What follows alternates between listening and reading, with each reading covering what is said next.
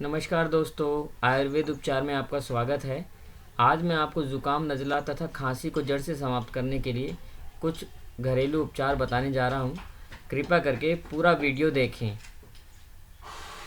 दोस्तों, खांसी और ज़ुकाम कोई बीमारी नहीं है, बल्कि बीमारियों के लक्षण हैं।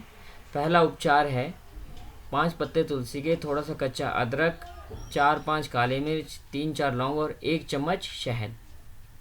तुलसी के पत्ते, अदरक, लौंग और काली मिर्च को 200 ml पानी में अच्छी तरह से उबालें। फिर उसे किसी बर्तन में छान लीजिए। उसके बाद 1 चम्मच शहद डालकर गर्मा गर्म पिएं। एकदम से आराम मिलेगा। इस विधि को 3 दिनों तक सुबह शाम करें। दूसरा उपचार है पिपली, सौंठ जो सूखा हुआ अदरक है, काली मिर्च और शहद। पिपली, सौंठ और काली मिर्च को समान मात्रा में पीसें। आधा आधा चम्मच सुबह शाम 1 चम्मच शहद के साथ लें। खांसी में आराम मिलेगा। इस विधि को 3 दिन तक करें। पुरानी खांसी में भी बहुत आराम मिलेगा। बिल्कुल ही खांसी चली जाएगी।